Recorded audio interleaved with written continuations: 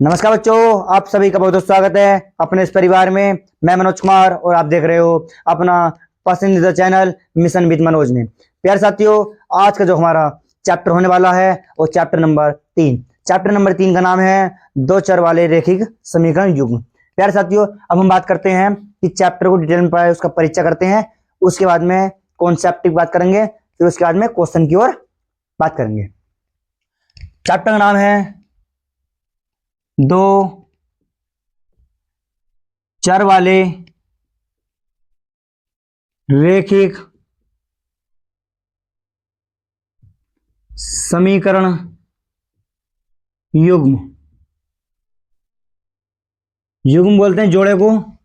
दो चर हमने बात करी थी, दो चर कौन कौन से हो जाएंगे हमारे, एक एक्स और एक वाई हो जाएंगे हमारे चर और अचर।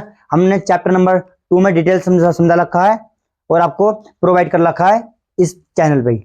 साथियों, पहले उस वीडियो देख लो, उसमें चर और अचर के बारे में हमने डिटेल से बताया है। तो बात करते हैं, चर बोला है एक एक्स हो जाएगा, दूसरा वाई हो जाएगा। तो साथियों, इसमें बोलता है रैखिक समीकरण जो होते हैं, रैखिक समीकरण होते हैं जिसकी घात सदैव एक होती है, जिसकी घात सदैव एक होती है उसको बोलते हैं रैखिक समीकरण।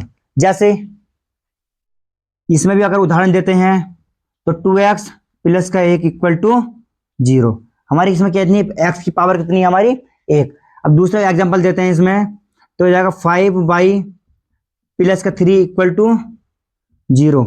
ये क्या हो जाएगा हमारा, y की पावर कितनी है, हमेशा 1 रहेगी। तो मैंने बोला है कि पावर हमेशा 1 होती है, उसको क्या कहते हैं, रैखिक समीकरण कहते हैं। साथियों, इसके बाद में हमारे कुछ इंपॉर्टेंट है जो हमारे बोला, दो रैखिक समीकरण युग्म। दो हमारे जो समीकरण आएंगे उन दोनों क्या बताना, हमें दोनों जोड़ा बनाना है, उसके बारे में हम चैप्टर के बताते हैं। तो लिखते हैं सोचो एक बार, मैंने पहले ही लिखा है, सोचो इस किसी चीज का मानक रूप, लिखते हैं किसी चीज का मानक रूप, मानक रूप बताता है कि अगर हमारे पास कोई नंबर है या हम कह रहे हैं कि रैखिक समीकरण बनानी है, तो ये हो जाएगा ए एक्स प्लस के बी वाई प्लस के सी इक्वल टू 0। इसी प्रकार से हमारे दूसरी भी करते हैं कि ए एक्स प्लस का बी वाई प्लस का सी इक्वल टू 0। यार साथियों, मैं आपको ये बताना चाह रहा हूं, जैसे कि हमारे पास एक एग्जांपल लिया हमने यहाँ पे 2x प्लस का 1 इक्वल टू 0। अगर हम इसको समीकरण को सोल्व करेंगे तो कितना जाएगा, 2x, इसमें प्लस में इधर जाएगा हमारा माइनस में, माइनस का 1, तो हमारा 2 कहाँ में जाएगा, इधर गुणा में, इधर जाएगा भाग में। मैंने आपसे ये बताया हूं कि हमारी अगर पावर 1 होती है तो वैल्यू कितनी निकल कर आती है हमारी, 1। इसी प्रकार से हमारे चर कितना है, 1। तो हम अगर दो चर लेते हैं, अगर हमारे पास दो चर हैं तो इस संख्या को सोल्व करने के लिए, इन संख्या को मतलब समीकरण को सोल्व जो करेंगे वो हमें दो ही समीकरण चाहिए। अगर हमारे पास कोई इस तरीके से कोई समीकरण है तो आपका ये समीकरण नंबर ए सोल्व होगी, अन्यथा नहीं होगी। या इसमें x का मान रखते चले जाओ, y का मान ज्ञात होते रहेगा। ये y का मान ज्ञात करते रहो, तो y का मान रखते रहो मान के, तो x का मान ज्ञात होते रहेगा। अगर यह समीकरण नहीं है तो अगर हमें दोनों अगर सोल्व करनी है तो दो समीकरण होनी अनिवार्य है। इसी प्रकार से हमने ये समीकरण और ये समीकरण दोनों अभी हमने माना है, सोचा है। तो साथियों, हम करेंगे इसमें a1 b1 c1। तो हमारी क्या होगी, ये होगी पहली समीकरण और ये होगी हमारी दूसरी समीकरण से। यार साथियों, अब हम बात करते हैं, ये हमारी क्या होगी, ये पहली समीकरण से, ये क्या हो गया हमारा दूसरा समीकरण से। अब हम बात करते हैं इसमें एग्जांपल की। इसमें लेते हैं हम एग्जांपल है, एग्जांपल इसलिए ले लेते हैं कि 2x प्लस का 3y प्लस का 2 इक्वल टू 0। नीचे दे रखा है कि 4x प्लस का 2y प्लस का 6 इक्वल टू 0। प्यारे साथियों से बोला है कि a1 b1 c1। हमारी पहली समीकरण में बात करते हैं, इसके लिए लिखता हूं समीकरण 1 और समीकरण 2। समीकरण 1 में तुलना, समीकरण 1 में तुलना करेंगे तो ये जाएगा a1 का मान कितना है b1 और c1 का मान हमारे क्या हो जाएगा, तीनों परफेक्ट मान हमारे निकल गए आ जाएगा। a1 का मान कितना है, ये x के पदों में गुणांक कितने का है 2, तो कितना जाएगा हमारा 2। इसी प्रकार से बोला है b1 का मान y के पदों में कितने गुणा है 3 की। ठीक है साथियों, इसी प्रकार से c1 बोला है, c1 कितना है हमारा 2, c1 कितना है हमारा 2। तो सारे क्या हो गया हमारे ये हमारे तीनों मान निकल के आ गए a1 b1 और c1 के। इसी प्रकार से बात करते हैं, अगर समीकरण नंबर 2 में तुलना करेंगे, अगर समीकरण नंबर 2 में अगर तुलना करते हैं बच्चों तो कितना हो जाएगा हमारा a2 b2 और c2 का परफेक्ट वैल्यू निकालेंगे तो a2 कितना हो जाएगा हमारा 4। क्यों, क्योंकि हमारे x के सापेक्ष में कितना है 4 है। इसी प्रकार से y के सापेक्ष में कितना हमारा बच्चों 2, c2 कितना जाएगा हमारा 6 है। क्यों, c क्या है, c इसमें अचर है, अचर जिसका मान कभी ना बदले उसे अचर कहते हैं और जिसका मान बदल जाए उसे चर कहते हैं। बात क्लियर हो गई, यहां तक कि हमारे क्या हो गए, इनके मान निकल जाए। और इसी प्रकार से इसके ये हो गया हमारे समीकरण नंबर 1 की तुलना करने पर, समीकरण नंबर 2 की तुलना करने पर। अब हमारे क्या हो गए ये फॉर्मूले, इसको अब हम सोल्व करेंगे, आगे बात करते हैं। तो ये तो हो गया हमारे चैप्टर का पूरा परिचय। अब हम बात करते हैं कि हमारे प्रतिच्छेद क्या होते हैं, संपाती क्या होते हैं। इस तरीके से हम क्या है ये आगे टॉपिक पर हम बात करते हैं। अगर स्क्रीनशॉट ले चाहते हो तो स्क्रीनशॉट ले लो, तो इसका परिचय है ये। यार साथियों, हमारे जो अब टॉपिक होता है वो टॉपिक है प्रतिच्छेदीय, संपाती एवं समांतर रेखाएं बतानी है कौन कौन सी प्रकार की होती है। तो बात करते हैं, हम तीनों डिटेल में एक साथ ही पढ़ेंगे। पहला है प्रतिच्छेदी रेखा, दूसरा है संपाती रेखा,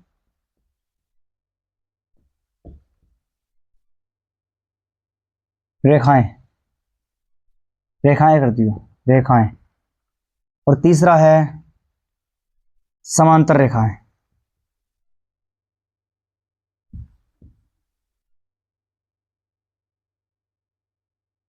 खैर साथियों, प्रतिच्छेदन रेखा, संपाती रेखा और समांतर रेखा कैसे कैसे हमारी होती है।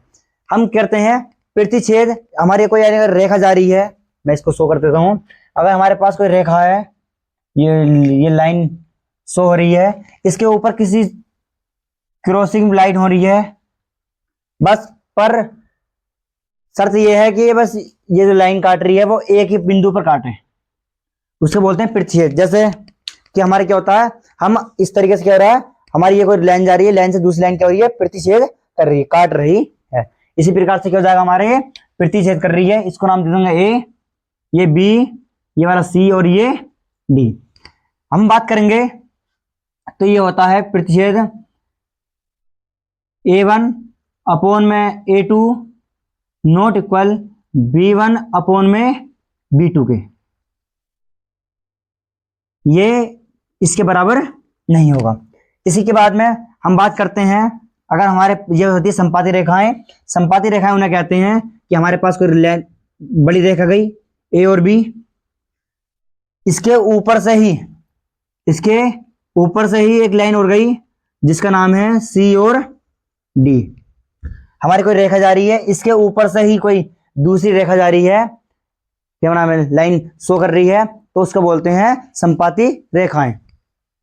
संपाती रेखाएं जो होती हैं वो होती है A1 अपॉन में A2 बराबर है B1 अपॉन में B2 के, फिर बराबर होएगी C1/C2 के। इसमें अनेक हल निकलेंगे। कितने होते हैं इसके? अनेक हल निकलते हैं। इसके बाद हम बात करते हैं समांतर रेखाएं को। समांतर रेखाएं आप सभी को पता होंगी कि जो हमारी 90 डिग्री की ओर यह दो रेखाएं समान चलती हैं, जैसे कि हमारी रेलगाड़ी की पटरी। ये हो जाएगा ए, ये हो जाएगा बी, ये हो जाएगा सी, ये हो जाएगा डी।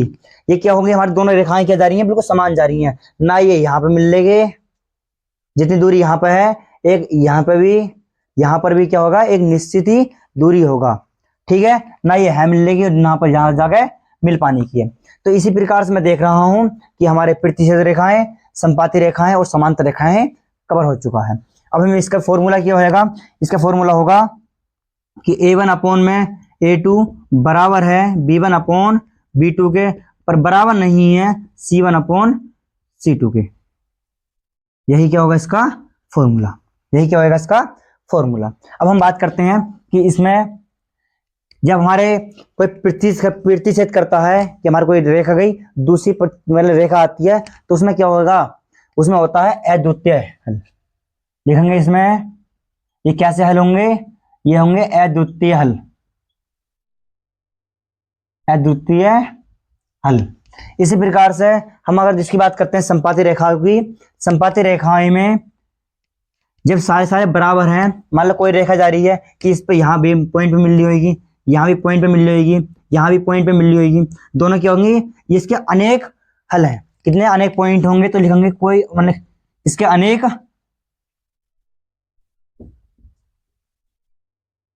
इसके क्या होंगे बच्चों? इसके अनेक हल होंगे। इसी प्रकार से हम बात करते हैं समांतर नंबर 3 की। समांतर नंबर 3 जो है वो कहता है कि हमारे A1/A2 बराबर है B/B2 के, पर C1/C2 के। अगर इस तरह की कोई कंडीशन बनती है, उसे कहते हैं इसके कोई हल नहीं होने। क्यों? क्योंकि ये मिलेंगे ना यहाँ मिलेंगे ना यहाँ मिलेंगे, ये अनेक हल, सॉरी इसके लिखेंगे कोई हल नहीं है। इसके कोई हल नहीं है, ठीक है बच्चों? कोई हल नहीं है। प्रतिच्छेद, संपाती और क्या होता है? समांतर। तीनों हमारी इस तरीके की कंडीशन हो गई। मैंने तुम्हें तरीके से बता दिया। अब हम जो बच्चा स्क्रीनशॉट ले लो, बाकी हम समझाते हैं इसको अभी। इसे एग्जांपल तरीके से, या एग्जांपल अभी समझ लो, मैं साथ में एग्जांपल दे दूं कि हमारे लेते हैं। पहला एग्जांपल है इसका कि 6x प्लस के 12y प्लस के 2 इक्वल टू 0। ये कहता है कि 5x प्लस के 6y प्लस के 4 इक्वल टू 0। हमें बताना है कि ये हमारी जो कंडीशन है वो सेटिस्फाई हो रही है या नहीं हो रही। A1 कितना है इसमें? ये कंडीशन हमारी है क्या इसमें? ये A1/A2 बराबर नहीं है B1/B2 के। देखते हैं इस कंडीशन को।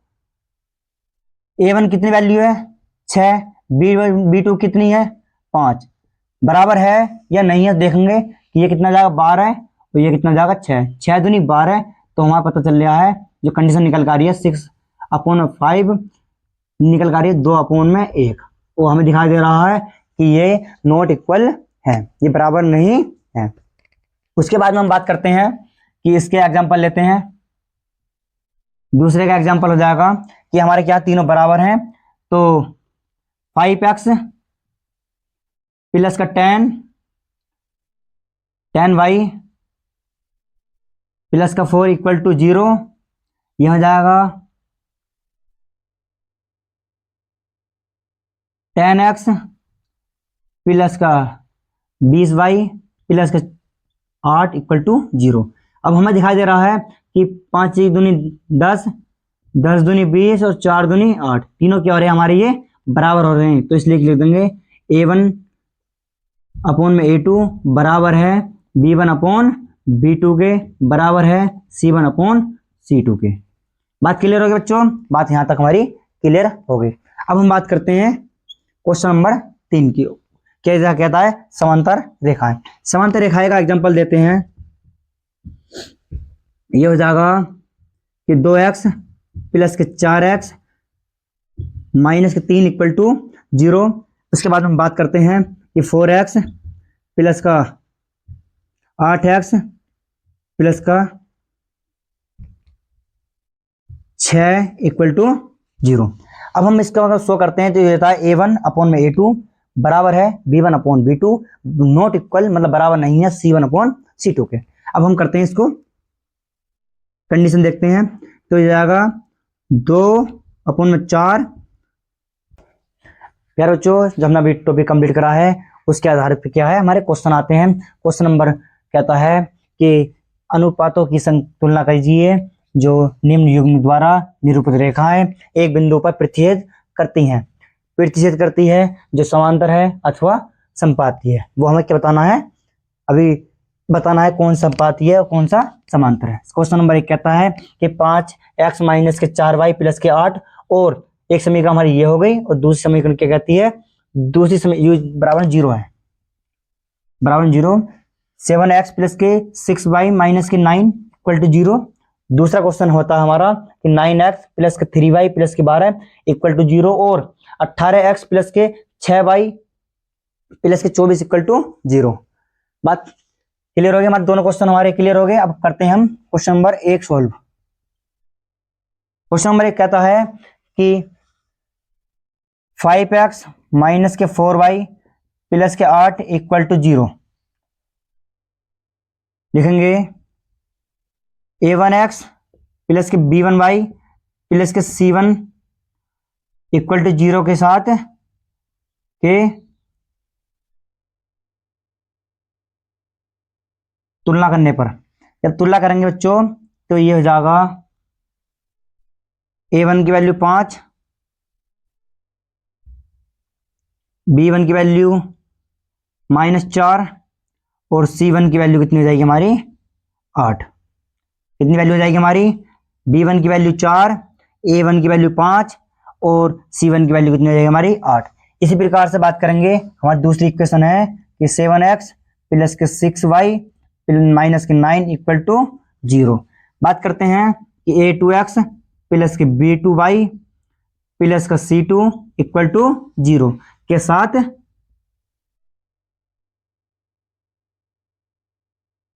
तुलना करने पर, जब हम तुलना करेंगे तो ये जाएगा हमारा a2 कितना 7 आ जाएगा, b2 कितना जाएगा 6 आ जाएगा और c2 कितना जाएगा माइनस का 9 हमारा हो जाएगा। अब हम करते हैं कि इन a2 हमारा फॉर्मूला होता है तुलना करने पर, तो लिखेंगे अतः तुलना करेंगे तो ये जाएगा a1 अपॉन में a2 बराबर है b1 अपॉन b2 बराबर है c अपॉन c2 के। हम जो करेंगे वो सारी की वैल्यू पहले रख के देखेंगे। इसके बाद में अगर रखते हैं तो ये जाएगा हमारा 5 a1 और a2 की वैल्यू कितनी है हमारी 7 क्या बराबर है b1 अपॉन b1 की वैल्यू कितनी -4 और c2 की वैल्यू कितनी है 6। ये हमें दिखाई दे रहा है कि ये हमारा नॉट इक्वल है, ये कितना हमारा नॉट इक्वल है। क्यों, क्योंकि हम 2 से काट भी देंगे 2 दूनी 4 2 तिया 6 तो भी हमारे 5/7 के बराबर तब भी नहीं हो रहा। 517 के इक्वल नॉट इक्वल माइनस के 2/3 तो यहां लिख देंगे कि ये इसके बराबर नहीं है। अतः ये क्या होगा हमारा, ये होता है प्रतिच्छेद। लिखते हैं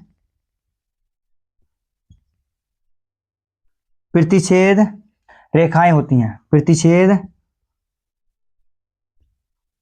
रेखाएं होती हैं। ये बात क्लियर होगी यहां तक, क्या होता है ये प्रतिच्छेद हमारी रेखाएं होती हैं। इसी प्रकार से हम अगर क्वेश्चन नंबर 2 की बात करते हैं, क्वेश्चन नंबर 2 कहता है कि 9x प्लस का 3y प्लस का 12 इक्वल टू 0। इसका तुलना करेंगे कितने था, a1 कितना हो जाएगा इसमें 9,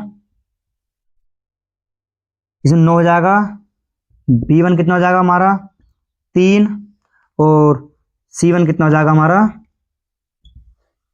c1 हो जाएगा -9। इसी प्रकार से हम कंडीशन दूसरी होती है कि, और दूसरी क्वेश्चन है 18x प्लस का 6y प्लस का 24 इक्वल टू 0।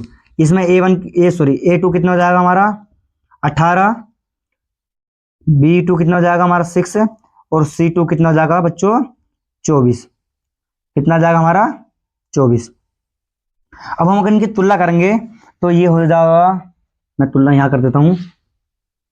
अगर हम इनकी तुलना करेंगे दोनों की तो हो जाएगा 9/18 बराबर किसके 3/6 के। ये बिल्कुल कट रहा है, 9 दूनी 18, 3 दूनी 6, यहाँ तक तो क्या हो गया बराबर हो गया। पर बराबर होना चाहिए 9 अपॉन माइनस के, ये माइनस के 9 है 24, 9 27, ये कटने का नहीं है तो क्या जाएगा हमारा नोट इक्वल हो जाएगा। तो हो जाएगा हमारा A1 अपॉन में A2 बराबर है B1 अपॉन B2 के, बराबर नहीं है C1 अपॉन C2 के। अगर हमारी कोई इस तरीके से कोई कंडीशन आती है तो इसके बोलते हैं समांतर रेखाएं। अतः ये है समांतर रेखाएं होती हैं। ये क्या होती हैं बच्चों, ये हमारी समांतर रेखाएं होती हैं। A1 अपॉन A2 बराबर है B1 अपॉन B2 के, हमारे पहले और दूसरी बराबर हुए हैं पर बराबर नहीं है C1 अपॉन C2 के। इस कंडीशन क्या कहते हैं हम समांतर रेखाएं कहते हैं। इसी प्रकार से हमारे पहले ही नॉट इक्वल आएगी तो भैया प्रतिच्छेद रेखाएं होती हैं। इसने बोला है कि संपाती है या प्रतिच्छेद करती है या समांतर है। हमारे दोनों क्वेश्चन हमने क्या किया सोल्व कर दिए। इसी प्रकार से हम अब जो बात करेंगे वो करेंगे विलोपन प्रतिस्थापन विधि से सोल्व कैसे करते हैं। हमारे एक 5 नंबर में लॉन्ग क्वेश्चन आता है और शॉर्ट आता है और एमसीक्यू आते हैं, ये आते ही आते हैं हर एग्जाम में। तो उसके बारे में बात करते हैं। जो स्क्रीनशॉट लेना चाहे स्क्रीनशॉट ले लो, मैं फिर रब कर देता हूँ इसको। टॉपिक है वो प्रतिस्थापन विधि से कोई चीज समीकरण को सोल्व करना और विलोपन विधि से किस संख्या को सोल्व करना। तो आज हम सोल्व करेंगे, तो बिल्कुल शॉर्ट तरीका रहेगा और आपके बोर्ड एग्जाम के महत्व में इससे एक लॉन्ग शॉर्ट और एमसीक्यू में आते ही आते हैं। तो बहुत इंपॉर्टेंट क्वेश्चन है, यह है विलोपन विधि। विलोपन विधि इधर करेंगे हम प्रतिस्थापन विधि। विलोपन विधि से किस तरीके सोल्व होता है और हमारा प्रतिस्थापन विधि से हमारे कैसे हमारा सोल्व आंसर आता है। बात करते हैं विलोपन विधि से और प्रतिस्थापन विधि से। तो हमारा पहला एग्जांपल है x प्लस के वाई बराबर 8। दूसरा, इसमें दूसरी समीकरण है कि x minus Y equal to 4। प्यारे साथियों, हमारे विलोपन विधि में एक संख्या विलुप्त करनी होती है, उसे हटाना होता है। हटा देंगे, ये है प्लस में, ये है माइनस में, तो इसके लेंगे अगर लिखते हैं समीकरण को जोड़ेंगे तो इसमें कोई अंतर नहीं होने का। तो जाएंगे 1 और 1 2x बराबर 8 4 12। कितना जाएगा हमारा 8 4 12। ये समीकरण 1 है और ये समीकरण 2 मानेंगे। जब समीकरण 2 मानेंगे तो x बराबर 12/2 काटेंगे 6 बार तो जाएगा x का मान 6। ये कितना निकल गया हमारा x का मान 6। तो लिखेंगे x का मान समीकरण 1 में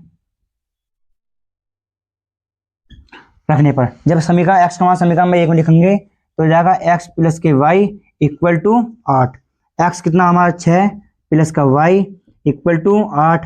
ये हमारे प्लस में है 6, दूसरी साइड का जाएगा माइनस में, तो 8 माइनस का 6, तो हमारा वैल्यू कितनी निकल जाएगी y बराबर 2 और x बराबर 6। इसी समीकरण को या इसी एग्जांपल को हम प्रतिस्थापन विधि से सोल्व करते हैं। तो ये हो जाएगा, एग्जांपल है कि x प्लस वाई बराबर 8। दूसरी समीकरण है कि x minus Y equal to 4। ये क्या हो गया, यही जो समीकरण हमने अभी विलोपन विधि से सोल्व करी है, इसको देखते हैं प्रतिस्थापन विधि से कि हमारे के दोनों विधि से सोल्व करने में आंसर सेम आते हैं या नहीं। तो करते हैं समीकरण 1 व समीकरण 2। लिखते हैं समीकरण 1 से। तो समीकरण 1 क्या हो जाएगी, x plus Y equal to 8। हम इसमें x का मान निकालेंगे तो कितना हो जाएगा हमारा, जब x का मान निकालेंगे y की पदों को हम क्या करें दूसरी साइड भेज देते हैं, तो ये हो जाएगा x का मान निकल जाएगा। इसको बोलेंगे समीकरण नंबर 3। इसको क्या बोलेंगे प्यारे साथियों, समीकरण नंबर 3। ये लिखेंगे x का मान समीकरण 2 में रखने पर, जब समीकरण 2 हमारी है क्या, x minus Y equal to 4। कितनी हमारी 4, तो x मान हमारा है कितना 8 माइनस का y इक्वल टू 4। अगर हम ब्रैकेट खोलेंगे तो ये आएगा y इक्वल टू 4। ये इसमें है क्या हमारा प्लस में 8, इधर जाकर जाएगा माइनस में, 1 और 1 2 माइनस y बराबर 4 माइनस के 8, तो जाएगा 2y बराबर माइनस का 4, माइनस माइनस 2 दूनी 4। तो प्यारे साथियों ये आ जाएगा y बराबर हमारा 2 निकल के। इसी प्रकार से हम सोल्व करते हैं, इसी प्रकार सोल्व करेंगे y का मान समीकरण नंबर 3 में रखने पर। लिखेंगे लिखेंगे y का मान समीकरण 3 में रखने पर, जब समीकरण 3 में लिखेंगे तो समीकरण 3 में है क्या हमारी x बराबर